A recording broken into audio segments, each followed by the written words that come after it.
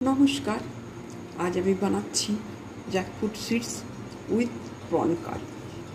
তাহলে দেখে নেওয়া যাক আমি কি কি দিয়ে রান্নাটা করছি।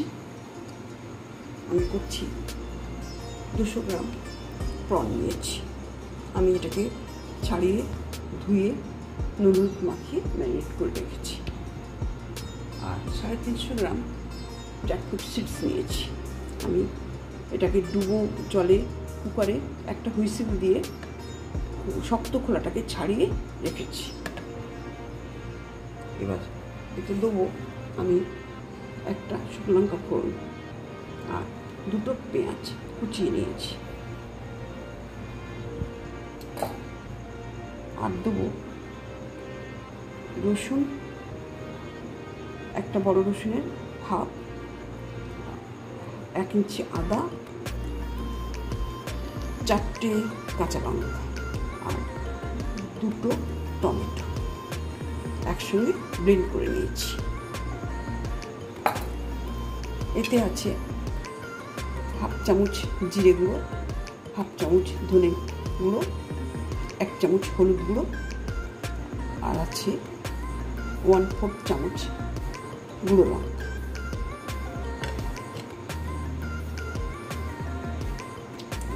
শাহি গরম মশলা, কসুরি মেথি নিয়েছি, নুন স্বাদ মতন, জল প্রয়োজন মতন। এটা সর্ষের তেল দিয়ে করব। সর্ষের তেল আমি গ্যাস অন করে কড়াটা বসিয়ে দিয়েছি। কড়াটা তেতে গেছে। আমি এতে 3 চামচ সর্ষের তেল দিচ্ছি।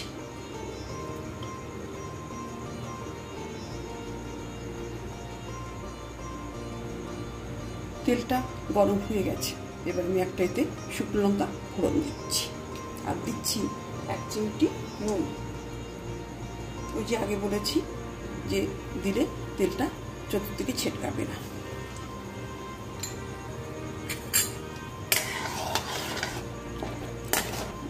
লঙ্কাটা একটু ভাজা হয়ে যাক, আমি পেঁয়াজগুলো ছেড়ে দেবো।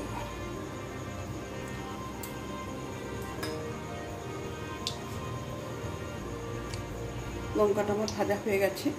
আমি পেঁয়াজ 2টো ছেড়ে দিচ্ছি, কোচানো পেঁয়াজ।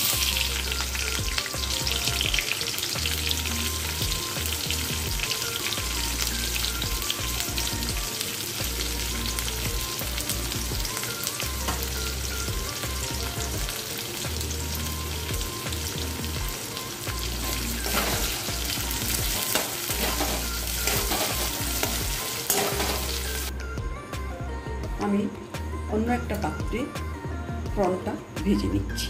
আমি তেল 2 চামচ দিয়েছি প্রনটা ভাজার জন্যে, তাতে একটু সামান্য নুন দিচ্ছি।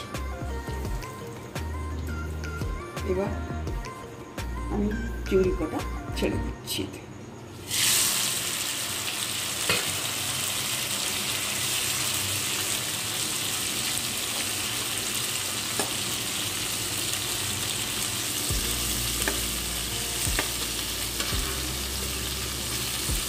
চিংড়ি মাছগুলো আমি মিডিয়াম করে ভাজবো, খুব একটা কড়া করবে না। চিংড়ি মাছ খুব কড়া করলে সে শক্ত হয়ে যায়, তখন সেটা খেতে আর ভালো লাগে না।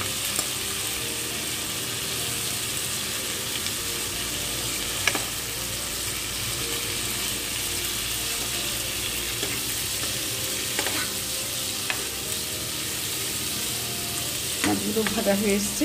এবার আমি এটা নামিয়ে নেব।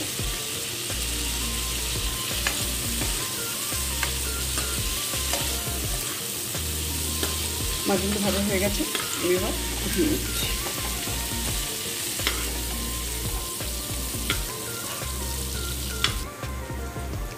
পেঁয়াজটা আমার ভাজা প্রায় হয়ে এসছে। আমি এবার বাকি মশলাগুলো দিতে থাকি। আমি রসুন, আদা, পেঁয়াজ, টমেটো, কাঁচা লঙ্কা পেস্টটা দিয়ে দিচ্ছি।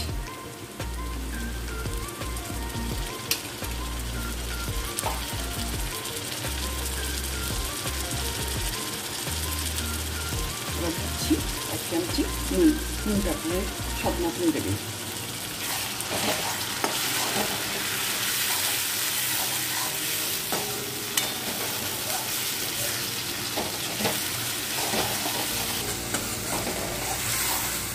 এটা অর্ধেকটা কষা হয়ে গেছে, এবার বাকি মশলাগুলো আমি দিতে থাকবো।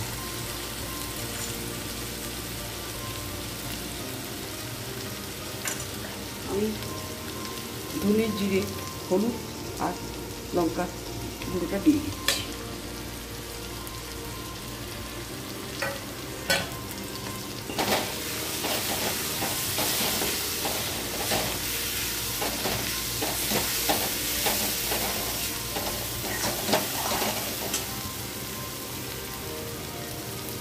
এবার আমি জ্যাকফ্রুট সিডসটা দিয়ে দিচ্ছি। এটা আমি নিজের থেকেই এইভাবেই রান্নাটা করি।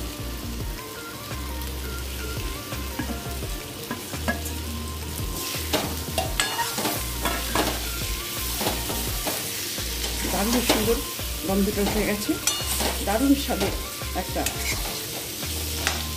রান্না এটা।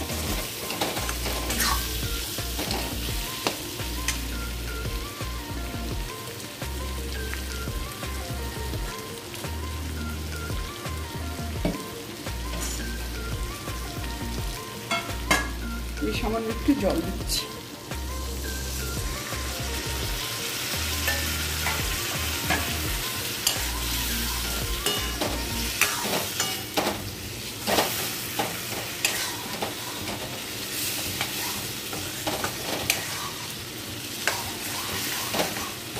এই রান্নাটা আপনাদের বাড়িতে গেস্ট আসলে তাকে ডিনারে বা লাঞ্চে অবশ্যই দেবেন।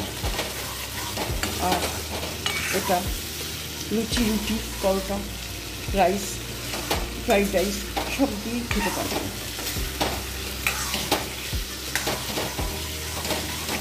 আমার 80% বয়েল করা এই সিডসগুলো এই কষতে কষতে বাকিটা হয়ে যাবে।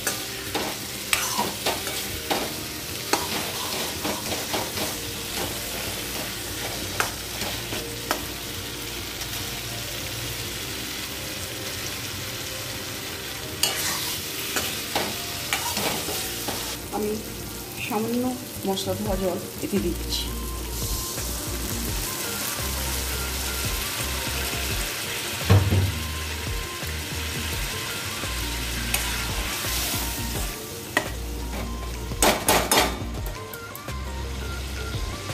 এবার আমি প্রনগুলো দিয়ে দিচ্ছি, ভেজে রাখি।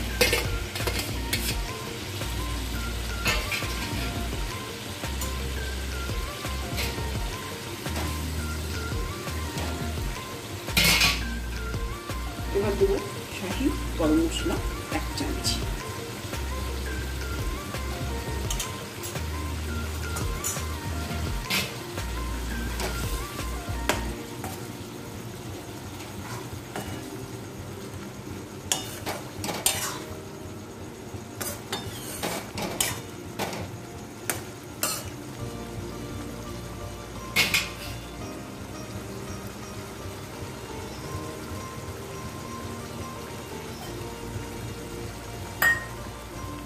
এবার শেষে দিচ্ছি কসুরি মেথি ক্রাশ করে।